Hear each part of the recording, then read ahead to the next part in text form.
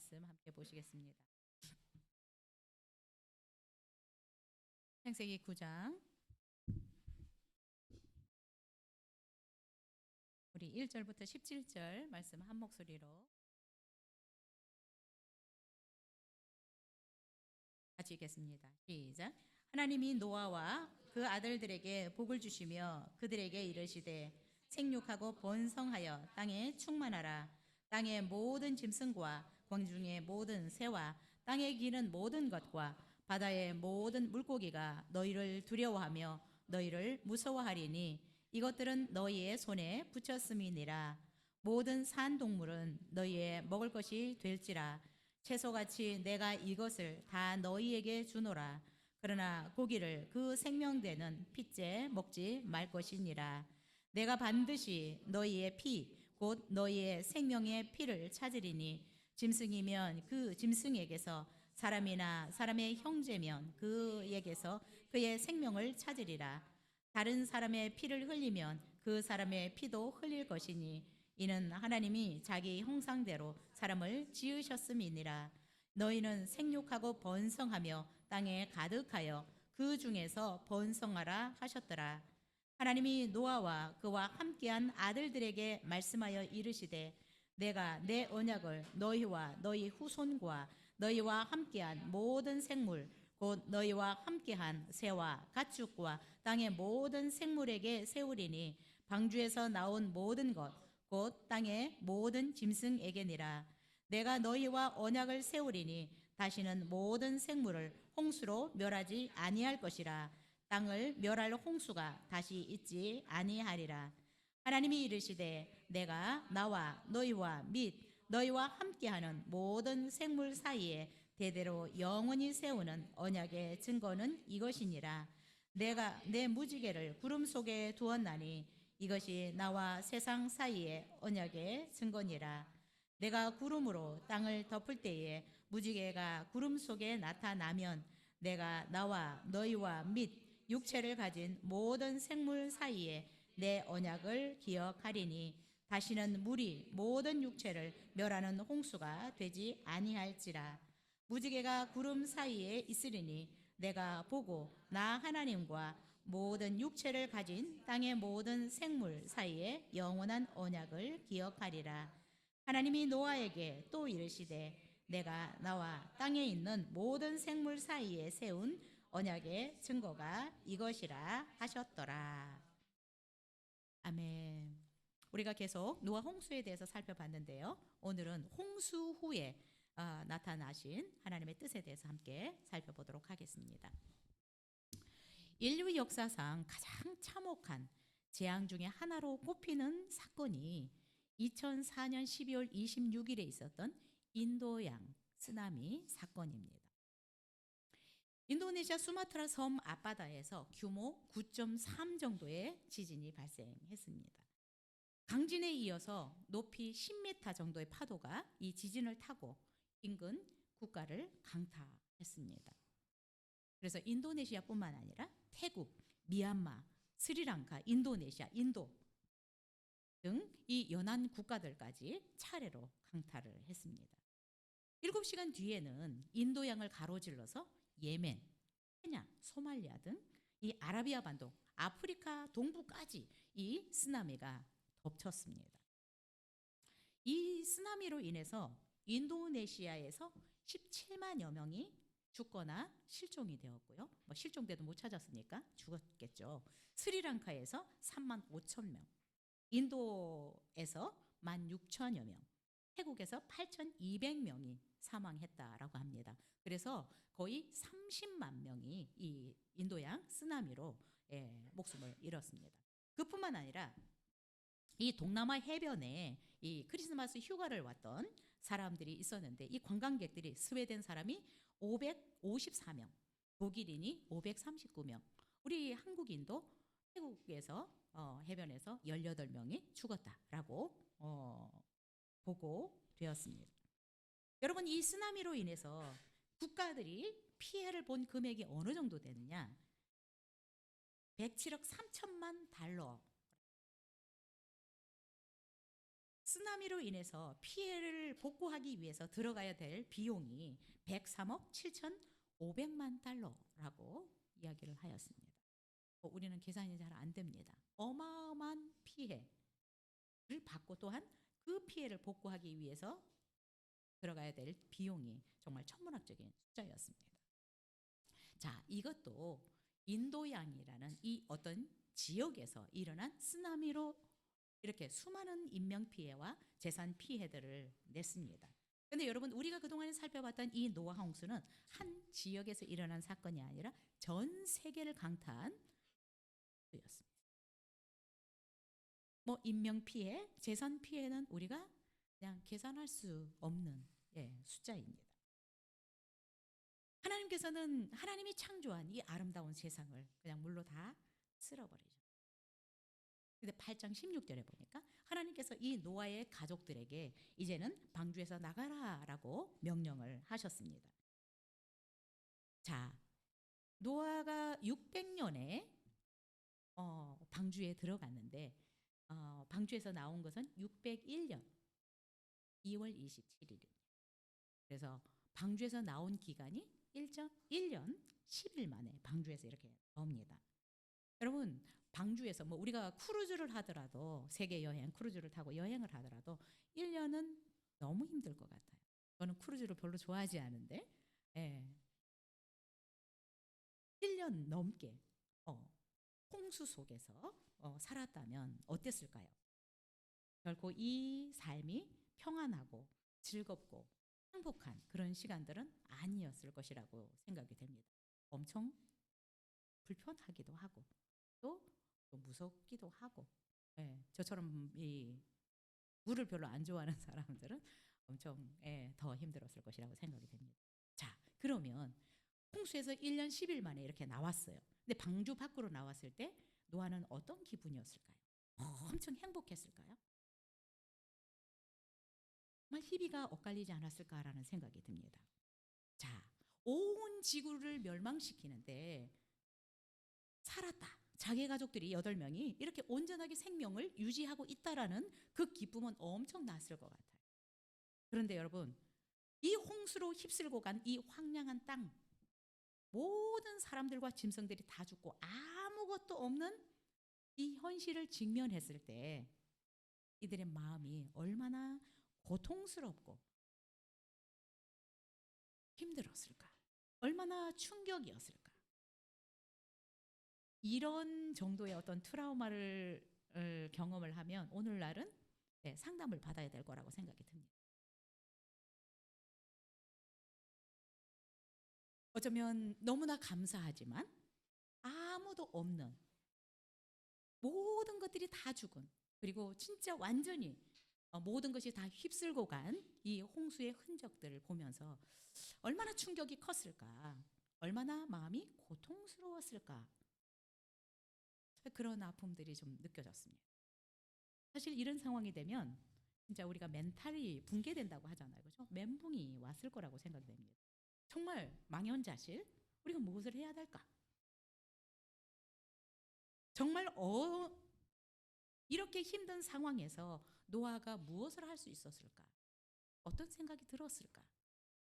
성경에는 그 부분에 대해서는 아무 말씀이 없으시지만 그 충격과 고통은 어마어마했을 것이다 라고 생각이 듭니다.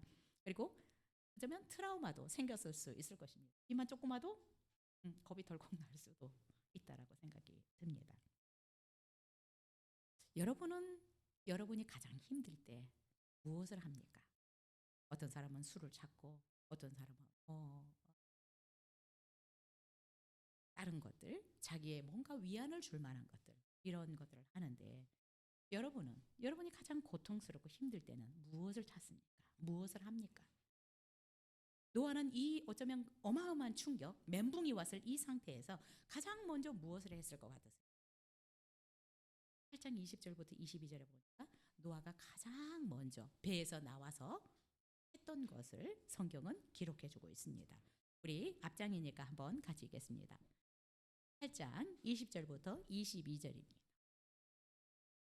시작. 노아가 여호와께 제단을 쌓고 모든 정결한 짐승과 모든 정결한 새 중에서 제물을 취하여 번제로 제단에 드렸더니 여호와께서 그 향기를 받으시고 그 중심에 이르시되 내가 다시는 사람으로 말미암아 땅을 저주하지 아니하리니 이는 사람의 마음이 계획하는 바가 어려서부터 악함이라.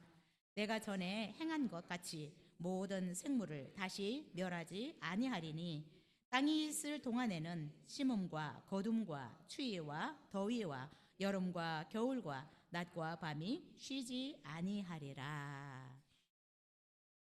노아가 방주에서 나와서 어쩌면 망연자실을 할 수 있고 정말 멘붕이 왔을 이 상태인 것 같은데, 노아는 정결한 짐승과 정결한 새를 취해서 하나님 앞에 번제를 드렸더라라고 말씀하고 있습니다. 노아가 하나님 앞에 이런 짐승을 가지고 번제를 드린 것은 노아 홍수 심판으로부터 자신과 가족들을 구해 주신 것에 대한 감사의 제사, 감사의 예배가 아닌가 생각됩니다. 또한 하나님께서 말씀하신 것을 그대로 이루신 신실하신 하나님의 약속에 대해서 감사했던 그런 제사가 아닐까 싶습니다. 하나님은 노아에게 말씀하셨습니다. 노아야, 방주를 지어라. 그리고 내가 이 땅을 심판할 거다라고 말씀하셨는데, 사실 이 일이 실제적으로 일어날지 노아도 몰랐을 것입니다. 그런데 하나님은 120년 전에 말씀하셨던 그 말씀을 그대로 이루신 것을 실제로 목격하고 이 번제를 통해서 하나님께서 말씀하신 것을 반드시 이루시는 그 하나님의 신실하심을 감사하지 않았을까? 네, 이런 생각이 듭니다. 그리고 또 한 가지 8장 20절에서 22절 말씀을 통해서 우리가 노아 홍수를 통해서 하나님께서 우리 가운데 뭘 가르치시나? 근데 오늘은 노아 홍수 후에 하나님이 우리에게 가르치시기를 원하시는 뜻은 뭘까? 저는 다시 한번 우리 인간의 본분이 하나님을 예배하는 것이고 하나님께 감사를 드리는 것이다라는 것을 노아를 통해서 우리 가운데 분명하게 말씀해주고 있다라고 생각이 됩니다. 노아는 어쩌면 아담 이후에 모든 인간이 다 죽었기 때문에 제2의 인류의 조상이라고 할 수 있습니다. 그래서 인간의 본분, 인간이 우리가 어떤 상황이라고 할지라도 하나님 앞에서 취해야 될 태도가 하나님을 예배하고 하나님께 감사하는 것. 그래서 인간의 제일 되는 목적은 하나님을 예배하고 영원토록 그분을 즐거워하는 것이다 라고 소요리 문답에서 말씀하고 있습니다. 오늘 본문을 통해서 하나님은 우리에게 말씀하고 있습니다. 인간의 제일 큰 목적은 하나님을 예배하는 것, 영원토록 그를 즐거워하는 것이다, 하나님께 영광을 돌리는 것이다 라고 우리에게 가르쳐주고 있다라고 저는 말씀드리고 싶습니다. 자, 21절에서 하나님께서 노아의 이 번제를 받으시고 이렇게 말씀하셨습니다. 그 향기를 받으셨다라고 말씀하고 있습니다. 노아가 멘붕이 온 상태에서 어마어마한 그 충격적인 현실 앞에서 하나님 앞에 예배를 드렸습니다. 제사를 드렸습니다. 하나님은 그 번제를 드렸기 때문에 태워서 드리는데 그 향기를 받으셨다라고 말합니다. 하나님은 감사로 제사를 드리는 자가 나를 영화롭게 한다라고 말씀하고 있습니다. 그 충격적인 상황 앞에서, 고통스러운 현실 앞에서 노아가 하나님 앞에 번제를 드리는 것을 하나님은 하셨다라. 여러분은 가장 힘들고 고통스러울 때 무엇을 하십니까? 예배해 보십시오. 하나님을 찬양해. 불평하지 말고 여기저기 막 다니지 말고 술 먹으러 가지 말고 여러분 정말 하나님 앞에 감사의 제사를 드려보십시오. 하나님 앞에 예배해 보십시오. 감사와 불평은 천지 차이입니다. 감사하는 것과 불평하는 것은 천지 차이입니다.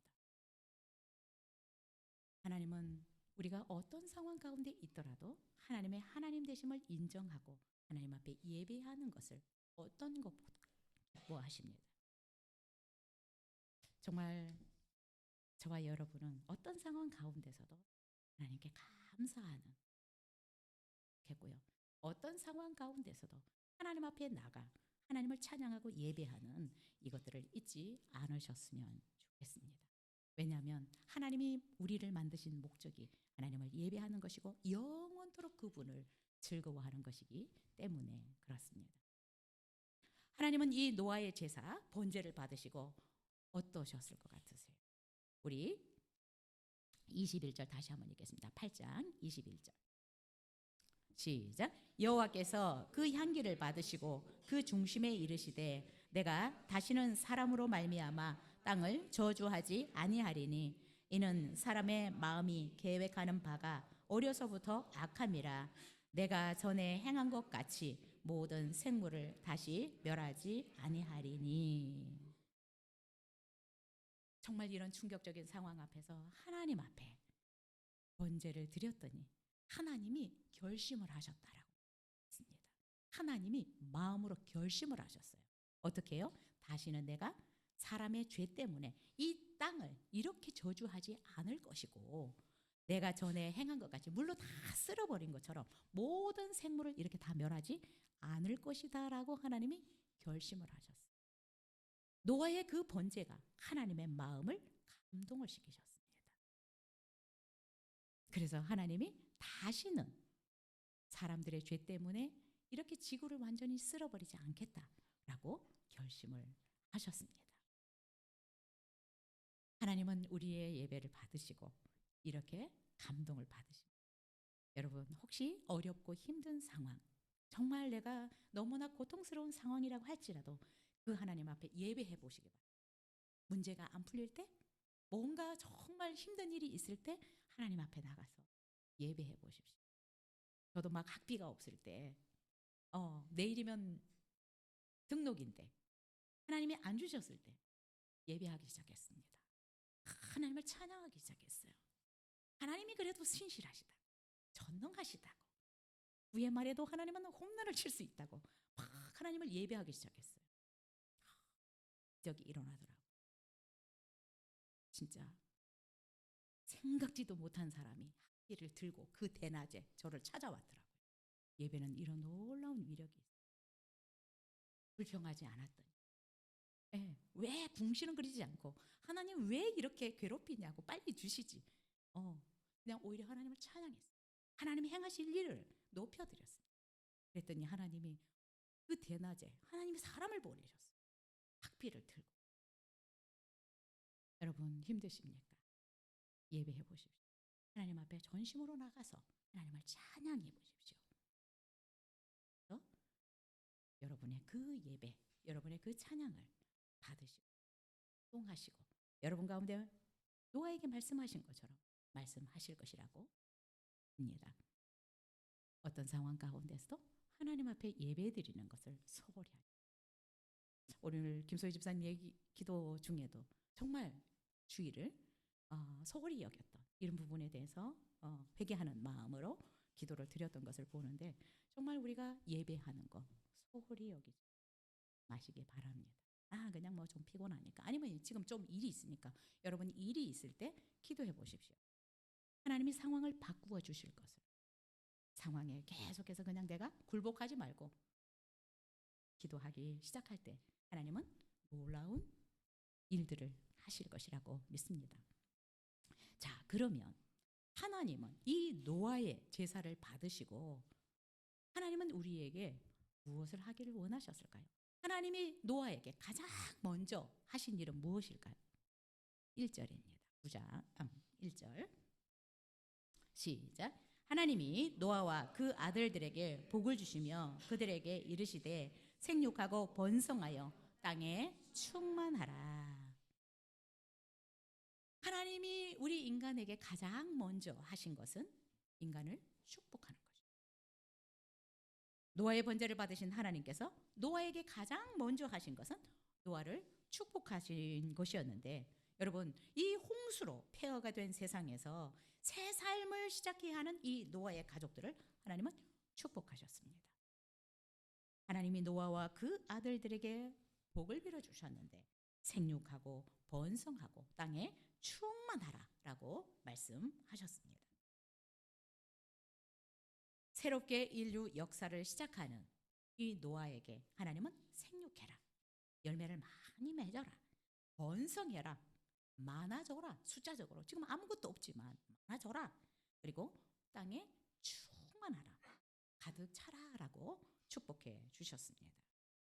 여러분, 이 하나님의 축복은 인류 최초의 사람 아담과 하와에게 생육하고 번성하여 땅에 충만하라라고 하는 동일한 복입니다.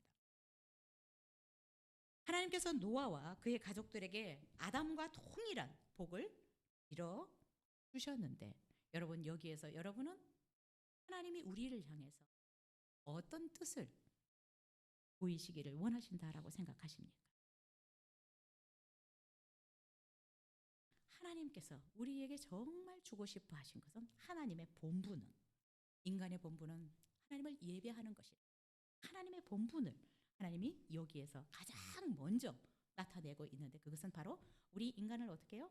축복하는 것이다. 하나님의 본분은 무엇이냐? 우리를 하나님의 형상대로 만드셨을 뿐만 아니라 우리를 가장 복된 삶을 살 수 있도록 우리에게 복을 주시는 것입니다. 하나님이 우리 인간을 향한 자기의 뜻을 다시 밝히고 있습니다. 창세기 1장에서 우리 인간을 만드시고 하나님께서 인간을 향한 하나님의 뜻은 복을 주시는 것이라고 말씀을 하셨는데, 다시 제2의 인류의 조상이라고 할 수 있는 이 노아에게 하나님께서 보이신 하나님의 뜻은 인간을 축복하시는 것이다 라는 것을 보여주고 있습니다. 하나님은 우리 인간을 심판하기를 원치 않습니다. 우리 인간을 향한 하나님의 뜻은 재앙이 아닙니다. 복을 주시는 것입니다. 하나님의 본분이 무엇입니까? 우리를 만드셨을 뿐만 아니라 우리에게 복을 주시는 것. 그래서 하나님은 복의 근원이라고 말씀했습니다. 모든 복은 하나님께로부터 옵니다. 하나님의 본분은 복을 주시는 것이라고 저는 생각이 듭니다. 그런데 하나님은 우리에게 복을 주시기를 원하시지만, 인간이 하나님의 뜻을 거슬러서 거역해서 불순종해서 결국 그 죄의 대가로 이렇게 심판을 받은 것이고 재앙과 같은 일을 우리가 만나는 것이다 라고 생각이 됩니다. 여러분, 생각해 보십시오. 하나님이 물로 온 인류 모든 생명을 다 쓸어버리셨습니다. 하늘 아래에 있는 모든 것들을 다 쓸어버리셨는데 하나님의 그 마음이 어땠을 것 같으세요? 죄로 가득한 세상을 완전히 쓸어버리셨으니까 하나님의 마음이 시원하셨을까요? 통쾌하셨을까요? 얼마나 고통스러웠을까요? 왜요? 하나님의 그 본심, 하나님의 본분은 우리 인간을 복주는 거예요. 우리 인간이 잘 되도록 하시는 분이십니다. 그런데 이렇게 온 인류와 모든 생명체들을 다 쓸어놓고 하나님이 얼마나 괴로웠을까? 속이 시원한 게 아니라 하나님은 노아 이상으로 고통스러웠어요. 누구보다도 가장 고통스러운 분은 하나님이라고. 하나님은 예레미야 29장 11절에서 우리를 향한 하나님의 마음을 이렇게 표현하고 있습니다. 너희를 향한 나의 생각을 내가 아나니 평안이요 재앙이 아니니라. 너희에게 미래와 희망을 주는 것이니라. 여러분이 하나님을 오해하지 않았으면 좋겠습니다. 하나님 왜 나를 미워하시지? 하나님 나를 왜 이렇게 고통스럽게 하시지? 하나님의 본심은 우리에게 재앙을 주는 것이 아니에요. 우리를 잘 되도록 하기 위한 것이고 우리의 미래가, 우리의 삶이 풍성하기를 원하시는 것입니다. 인간을 향한 하나님의 뜻은, 또 우리 인간들을 창조하신 그 하나님은, 하나님의 그 본심은 우리가 잘 되도록 하나님이 우리를 돕는 것입니다. 번성하고 잘 되고 풍성한 삶을 살기를 원하시는 것이 하나님의 본심입니다. 그래서 여러분, 하나님은 이 인류를 향한 자신의 이 간절한 마음과 사랑을 담아서 제2의 인류의 조상인 노아와 그의 가족들을 지금 축복하고 있는 겁니다. 자, 2절 3절을 다시 한번 읽겠습니다. 시작. 땅의 모든 짐승과 공중의 모든 새와 땅에 기는 모든 것과 바다의 모든 물고기가 너희를 두려워하며 너희를 무서워하리니 이것들은 너희의 손에 붙였음이니라. 모든 산 동물은 너희의 먹을 것이 될지라. 채소같이 내가 이것을 다 너희에게 주노라. 하나님이 우리 인간을 얼마나 복 주시기를 원하시고 또한 우리 인간들을 얼마나 사랑하시는지 2절 3절에서 말씀하고 있습니다. 자, 창세기 1장에서 하나님이 우리 인간을 만드시고 과일과 채소를 먹을거리로 주셨습니다. 자, 그런데 오늘 본문 2절 3절에 보면 하나님은 노아 홍수 후에 노아에게 산 동물도 채소처럼 먹으라라고 지금 말씀을 하고 있습니다. 그동안에는 우리가 과일과 채소를 먹으라고 말씀을 하셨는데 홍수 후에 하나님은 인간에게 이제는 고기도 먹으라고 이렇게 말씀을 하셨습니다. 하나님은 왜 이렇게 고기를 먹으라고 말씀하셨을까?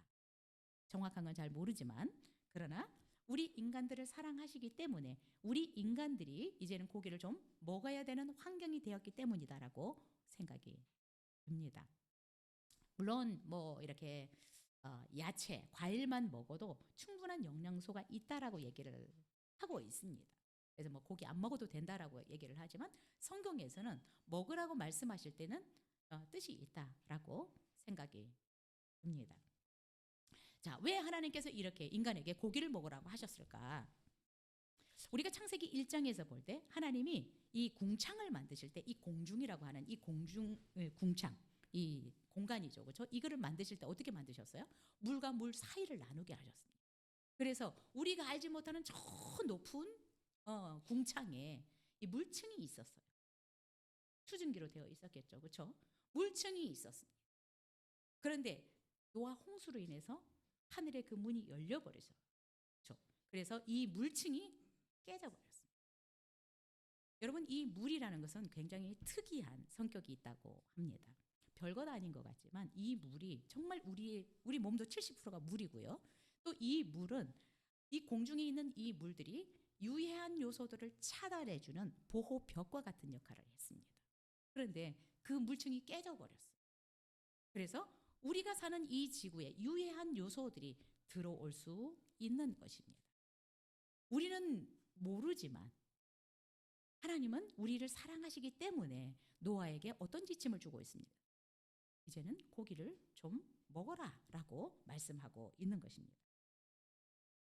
여러분, 그래서 우리 지구가 처음에 하나님이 만드실 때는 너무나 살기 좋은 환경으로 만들어졌어요. 위에도 물층이 있어서 웬만한 유해한 요소들을 다 차단하고 밑에도 물이 있어서 지구를 이렇게 보온 효과가 있게 이렇게 정말 너무나 좋은 환경 가운데 만들어졌습니다. 그래서 하나님은 이 좋은 환경에서 우리가 영원히 살기를 원하죠. 그래서 성경에서 여러분 900살을 살고 950살을 살고 969세를 살았던 게 거짓말이 아니에요. 지금 우리는 너무나 환경이 깨진 상태에서 살기 때문에 우리가 100년, 120년밖에 못 삽니다. 그 전에 노아 홍수 이전의 사람들은 이런 보온 효과 속에서 보호막 속에서 살았기 때문에 옷을 입지 않고도 살 수 있었어요. 그래서 여러분, 성경이 뻥이 아닙니다.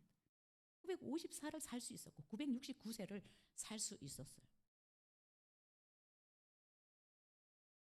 자, 그래서 이 노아 홍수 후에 하늘의 물층, 우리를 보호했던 이 보호막들이 깨지니까 자외선이 너무 많이 들어오고요. 그죠? X선, 감마선, 우리에게 별로 좋지 않은 유해한 이런 것들이 지구에 많이 들어오고 있는 것입니다. 그래서 우리가 왜 옷을 입어야 합니까?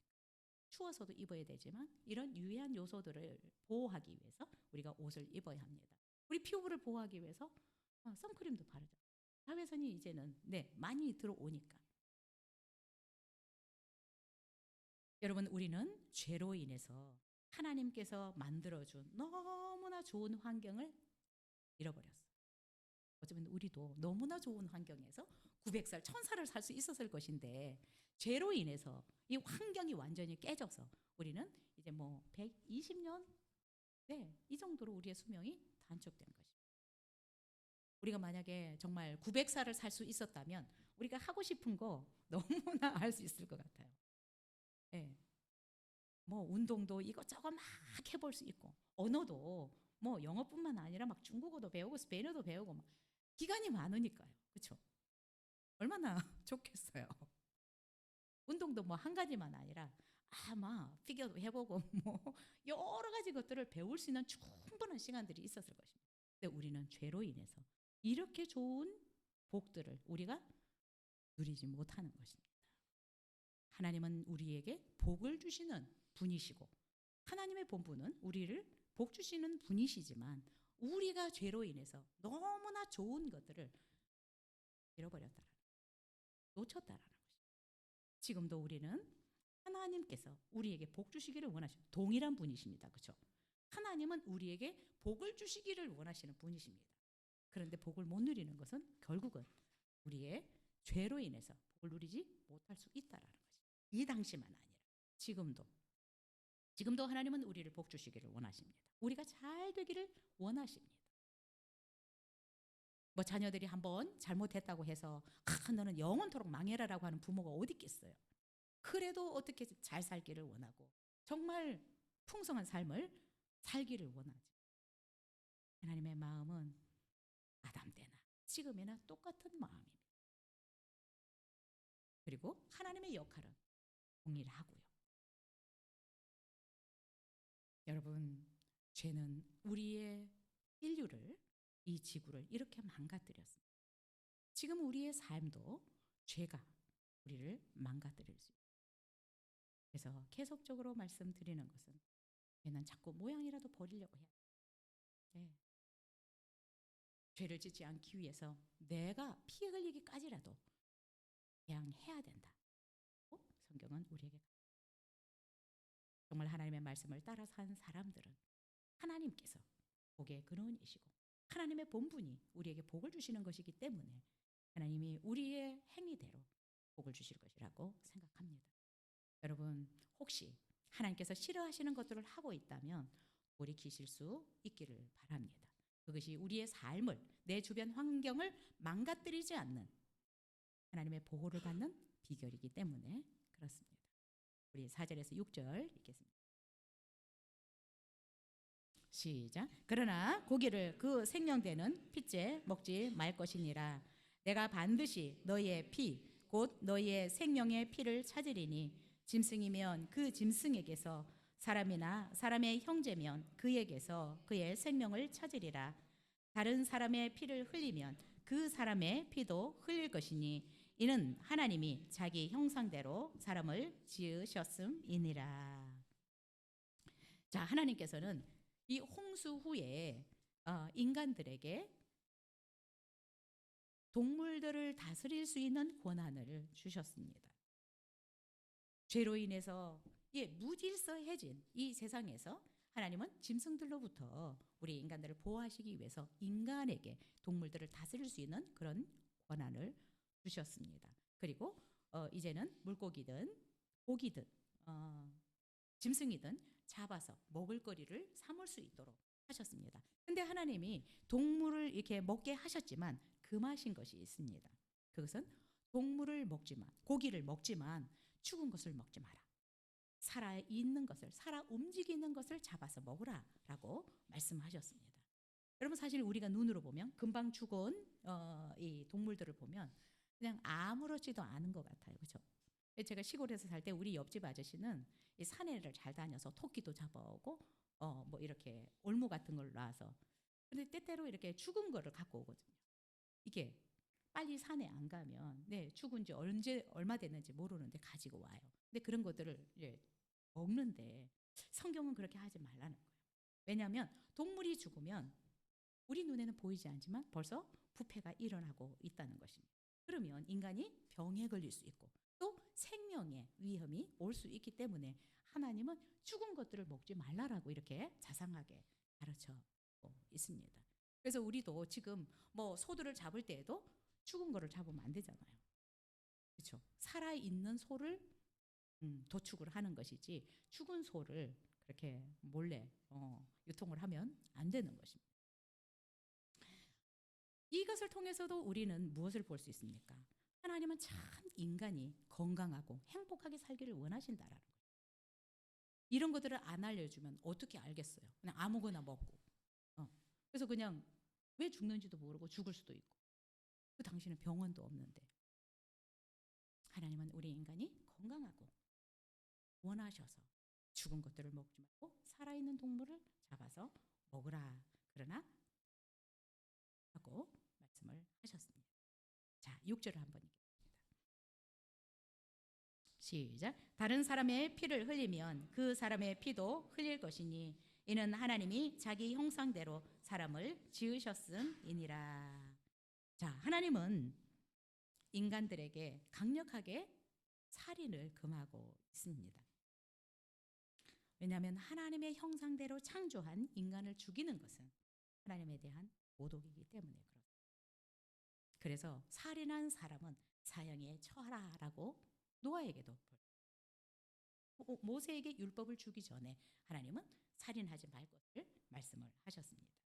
그래서 여러분, 우리 인간들 그 사람이 백인이든 흑이든 황인종이든 하나님의 형상을 닮은 이 인간들을 우리가 함부로 대하면, 여러분, 그래서 사람을 너무 차별하시면 안 돼요. 우리나라에 들어와 있는 외국인들, 뭐 요즘 보면 아프리카에서도 많이 들어오고 동남아에서 많이 들어오는데 여러분 자꾸 함부로 대하시면 돼요. 그리고 여러분들 우리 성도님들을 대할 때에도 그냥 우리가 껍데기만 보고 뭐 조미경 좋은 게 이 껍데기만 보는 게 아니라 이분들 속에는 하나님이 주인으로 살고 계십니다. 그래서 함부로 대하시면 안 돼요. 왜냐하면 막 제가 존경 집사한테 막 야단치면서 화를 낸다고 생각해 보세요. 하나님이 그 안에 계시기 때문에 하나님이, 강충구 집사 함부로 야단치지 마세요. 네, 하나님은 우리를 너무 사랑하시는데 여러분, 우리가 다른 사람들을 대할 때에도 하나님의 형상대로 우리가 지음받았어요. 잘생겼든지 못생겼든지 색깔이 하얗든지 검든지, 하나님의 형상대로 지음받은 우리를 하나님은 함부로 대하지 못하도록 말씀하고 있어요. 이것은 하나님에 대한 모독이다. 그리고 예수 그리스도를 믿는 사람들 안에는 하나님이 주인으로 와 계시는데 주인을 무시하고 껍데기만 보고 막 야단치거나 핀잔을 주거나 이래서는 안 된다라는 것입니다. 그래서 여러분 자녀들을 대할 때에도 함부로 대하지 마시기 바랍니다. 그 자녀들 속에도 하나님의 형상이 있고 또한 예수님을 믿는 사람들 안에, 자녀들 안에는 하나님의 안에 계십니다. 그래서 막 그냥 혼낼 때도 너무 막 함부로 대하면서 하는 거는 하나님이 원치 않으신다. 오히려 하나님이 부모를 혼낼 수도 있다. 너 내 자식을 왜 그렇게 함부로 대하냐라고 책망을 받을 수 있다라고 생각이 됩니다. 자, 하나님은 그래서 이렇게 우리 인간들을 정말 복 주시기를 원하시고 잘 되기를 원하시고 건강하고 행복하게 살기를 원하시는 것을 제2의 인류의 조상인 노아에게 이렇게 가르치고 있습니다. 자, 그런데 우리가 알 것은 하나님께서 지금 왜 이렇게 가르치겠어요? 하나님은 우리가 잘 되기를 원하시기 때문에 동물들도 좋은 거 먹지 말고 그리고 사람들도 함부로 대하지 말고 죽이지 말라라고 말씀을 하셨습니다. 여러분, 우리가 하나님께서 우리에게 주시기를 원하시는 복을 누리기 위해서는 하나님의 말씀대로 살아야 되는 것입니다. 하나님이 말씀하신 법을 잘 따라야 된다라는 것입니다. 하나님은 우리에게 복 주시는 분이시고 우리는 그분을 예배하고 영원토록 그분을 찬양하고 경배하는 존재들입니다. 그래서 다시 노아에게 인간의 본분이 무엇인지 또한 하나님이 우리 인간을 향한 그분의 본분이 무엇인지 우리에게 분명하게 말씀해주고 있습니다. 자, 그리고 이 노아 홍수 후에 하나님은 또 하나님의 뜻을 우리 가운데 나타내 보이시는데 우리 8절부터 12절 먼저 읽겠습니다. 시작. 하나님이 노아와 그와 함께한 아들들에게 말씀하여 이르시되 내가 내 언약을 너희와 너희 후손과 너희와 함께한 모든 생물 곧 너희와 함께한 새와 가축과 땅의 모든 생물에게 세우리니 방주에서 나온 모든 것 곧 땅의 모든 짐승에게니라. 내가 너희와 언약을 세우리니 다시는 모든 생물을 홍수로 멸하지 아니할 것이라. 땅을 멸할 홍수가 다시 있지 아니하리라. 하나님이 이르시되 내가 나와 너희와 및 너희와 함께하는 모든 생물 사이에 대대로 영원히 세우는 언약의 증거는 이것이니라. 자, 하나님은 아담과 하와에게도 언약을 세우셨습니다. 그렇죠? 선악과라는 언약을 세우셨어요. 법을 주셨습니다. 하나님은 다시 노아와 제2의 인류의 조상이라고 하는 이 노아와 다시 계약을 체결합니다. 법을 세웁니다. 네, 하나님은 먼저 자신이 무엇을 할 것인지에 대해서 말씀을 하고 있습니다. 그래서 어쩌면 이 하나님이 노아와 그의 가족들과 계약을 세우신 것은 어쩌면 일방적인, 하나님께서 이렇게 일방적인 계약을 하시는 것은 우리 인간들을 보호하시기 위함이다라고 생각이 듭니다. 하나님은 노아가 방주에서 나와서 먼저 번제를 드렸을 때 우리가 앞에서 살펴봤던 것처럼 하나님이 결심하신 것이 있습니다. 내가 다시는 땅을 사람들 죄 때문에 이렇게 완전히 저주하거나 심판하지 않을 것이다 라고 중심에 생각하셨다, 결심을 하셨다라고 8장에서 말씀하고 있습니다. 그런데 하나님께서 중심에 결심하신 그 결심을 이제는 겉으로 드러나서 계약을 체결하고 있는 거예요. 마음에만 있었던 것이 아니라 실제적으로 내가 이제 어떻게 할 것인지 인간들과 계약을 하고 있는 내용이 12절부터 17절 말씀입니다. 하나님은 자신이 마음속으로 결심했던 것을 확고하게 이제 계약서를 통해서 못을 받고 있습니다.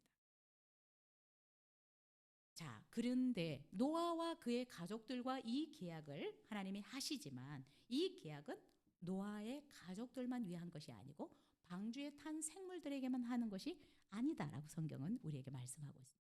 노아와 그의 가족들뿐만 아니라 후손들에게, 그리고 방주에 탔던 생물들뿐만 아니라 모든 땅에 있는 생물들에게 세우는 언약이다, 약속이다라고 이렇게 말씀하고 있습니다. 그래서 지금 노아와 계약을 하는 것은 온 인류를 향한, 모든 생명체를 향한 계약이다라고 볼 수 있습니다. 9절에서 내가 내 언약을 너희와 너희 후손과 너희와 함께한 모든 생물, 곧 너희와 함께한 새와 가축과 땅의 모든 생물들, 함께했던 동물들뿐만 아니라 땅에 있는 모든 생물들에게 세우는 언약, 약속이다라고 말씀합니다. 자, 언약이다라고 하는 것은 계약이라는 말이고 약속이라는 말이에요. 영어로는 covenant라고 얘기를 하는데, 여러분 성경은 하나님의 약속의 책입니다. 그래서 구약할 때 이 언약입니다. 신약, 예수님이 오시기 전에 약속하셨던 것, 오신 후에 약속하신 것을 신약이라고 합니다. 성경은 하나님의 약속을 기록한 책입니다.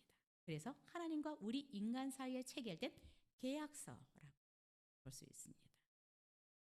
여러분, 우리는 계약을 좀 쉽게 파기를 잘하는데 하나님은 계약을 파기하지 않습니다. 하나님은 우리 인간에게 일방적으로 계약을 체결하셨습니다. 이렇게 할 거라고. 그래서 여러분, 이 계약서를 여러분이 잘 보시면 하나님이 우리에게 계약하신 내용들이 되게 구체적으로 나와 있습니다. 모르면 하나님께서 우리에게 계약하신 것을 우리가 찾아 먹을 수 없습니다. 자, 하나님은 노아 가족뿐만 아니라 모든 인류에게, 방주에 탔던 생물뿐만 아니라 모든 생명체에게 말씀을, 계약을 하셨습니다.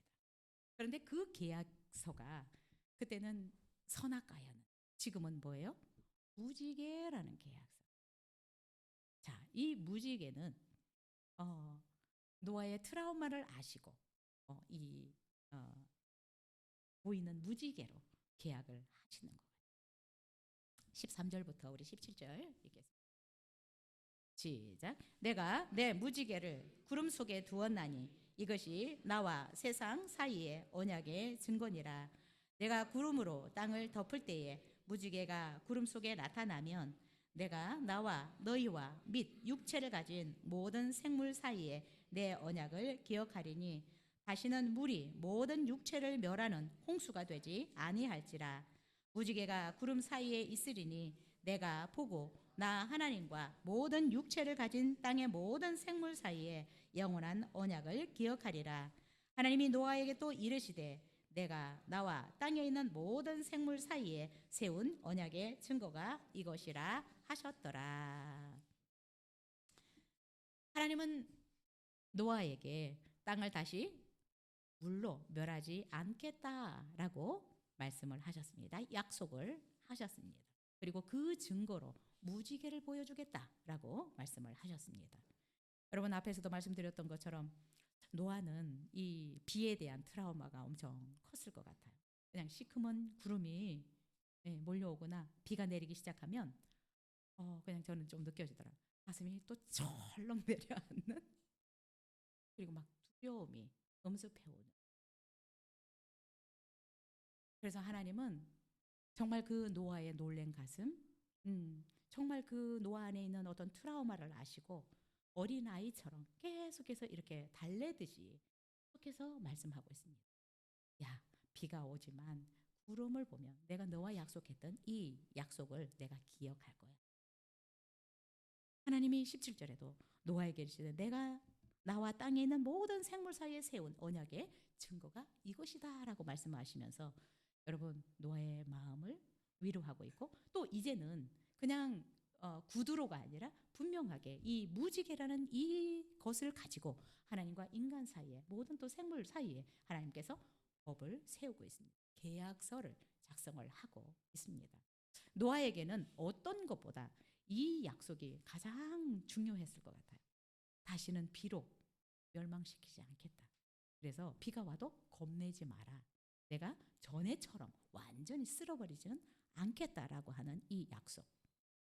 하나님은 노아의 그 마음을, 트라우마를 아시기 때문에 이 무지개로 약속을 하지 않으셨나라고 생각이 들고요.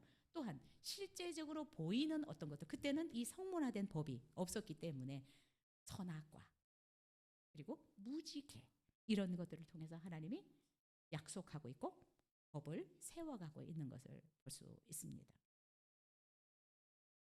하나님은 노아가 두려워할까 봐 계속 확신을 주고 내가 다시 물로 멸하지 않을 거야. 그래서 너무 두려워하지 마라고 말씀하십니다. 여러분 사실 우리 인간은 한치 앞을, 내일 일을 우리는 모르고 살아갑니다. 아무도 자신의 미래를 보고 살아가는 사람은 없습니다. 사실 내일 우리가 어떤 일을 만날지, 어떤 문제를 만날지, 어떤 좋은 일이 있을지 아무도 모릅니다. 그러나 하나님의 약속의 말씀을 믿고 순종하는 사람은 하나님의 약속의 성취를 볼 수 있습니다. 저는 이 무지개가 단순히 비에 대한, 이제 더 이상 물로 심판하지 않겠다라고 약속하신 이 약속만 아니라고 생각이 됩니다.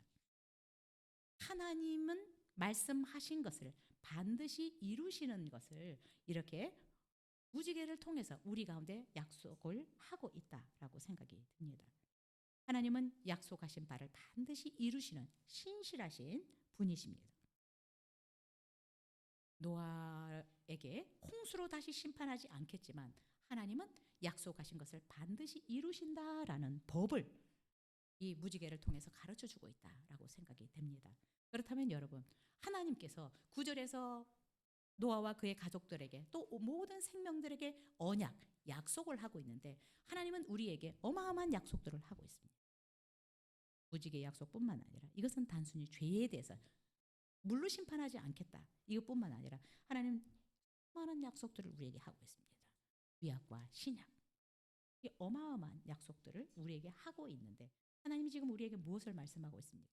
나는 내가 약속한 너희들과 계약을 세운 이것을 성실하게 이행할 것이다 라고 말씀하고 있는 것입니다. 여러분, 하나님께서 우리 인간들에게 약속하신 약속이고 하나님이 우리 인간들에게 계약서를 체결하신 것이 말씀입니다. 그래서 여러분 이 약속을 여러분이 잘 찾으셔야 됩니다. 공부하시고 하나님께서 계약해 놓으신 것들이 우리와 계약하신 것들이 무엇인가 말씀을 통해서도 여러분에게 하나님이 계약하신 말씀들이 있다고 생각해요. 저는 그 말씀들을 가지고 기도하거든요. 하나님께서 그 말씀을 내 삶에 이루시도록. 왜냐하면 계약하셨습니다. 약속하셨으니까. 그래서 당신은 무지개로 이렇게 보여주셨지만 지금 우리에게는 이 기록된 한번 떴다가 없어지는 무지개와 같은 이런 계약서가 아니라 성문화된 이 계약서를 우리에게 주셨습니다. 이 계약서를 여러분 잘 읽으시면 불이익을 덜 당할 것이지만 이것을 모르는 사람은 우리에게 주신 것도 못 찾아 먹어요. 그렇죠? 우리에게 주신 것들이 너무 많아요. 저도 미국에서 사는데 미국 법들을 많이 모르잖아요. 그냥 몇 가지 아는데 못 찾아 먹고 사는 거죠. 모르면 못 찾아 먹습니다. 하나님께서 우리에게 이렇게 계약을 해 놓으셨는데 여러분 잘 찾아 법조문을 여러분이 꼼꼼히 읽으시면 이 세상 살아가면서 또 하나님 앞에서도 우리가 불이익을 덜 당하고 하나님이 약속하신 것들을 우리가 풍성히 받아서 누릴 수 있다라고 생각이 됩니다. 여러분 홍수 후에 하나님께서 우리 인간들에게 다시 한번 가르치고 싶은 내용이 무엇입니까? 하나님이 우리에게 알리시고 싶은 하나님의 뜻은 무엇입니까? 하나님을 예배하는 것입니다. 우리 인간의 본분 예배하고 그분을 영원토록 기뻐하고 즐거워하는 것입니다. 하나님의 본분은 무엇입니까? 우리를 축복하고 우리가 잘 되도록 복을 주시는 것이 하나님의 본분이다 라고 말씀하고 있습니다. 그래서 하나님이 우리를 향한 생각은 재앙이 아니다, 평안이고 또 우리의 장래의 미래에 소망을 주시기 위함이다 라고 말씀하셨습니다. 그리고 하나님은 이 무지개 언약을 통해서 우리에게 무엇을 말씀하고 있습니까? 언약하신 것을 내가 반드시 지킨다. 여러분 그냥 무지개는 그냥 이제 물로 심판을 하지 않는다 이것만 말씀하시는 것이 아니라 하나님이 약속하신 이 무지개의 계약서는 우리는 지금 성경으로 와 있는데 하나님께서 우리 인간과 계약하신 이 계약들을 하나님은 내가 신실하게 지키겠다라고 지금 거듭 말씀하고 있는 것입니다. 그래서 여러분 이 계약서를 잘 읽어보실 수 있었으면 좋겠고요. 여러분들에게 사람마다 다 다를 텐데 여러분들에게 계약하신 약속하신 것들이 있으리라고 생각이 듭니다. 그러면 그 약속의 말씀을 여러분 붙들고 기도하시기 바랍니다. 그 계약을 하나님이 이루어 가실 것입니다. 하나님은 신실하십니다. 하나님은 우리가 계약을 자꾸 파기해서 그렇지 하나님은 절대로 하나님께서 세우신 이 계약을 스스로 파괴하지 않습니다. 하나님의 그 신실하심을 믿고 하나님의 이 약속, 언약, 신약, 구약 이 언약의 말씀들을 여러분 열심히 공부할 수 있기를 바라고요. 이 가운데서 하나님이 여러분들을 위해서 예배해 놓으신 것들을 여러분이 꼭 찾아서 정말 하나님의 그 소원대로 여러분이 건강하고 행복하고 풍성한 삶을 살아갈 수 있게 되기를 축복합니다. 기도하겠습니다.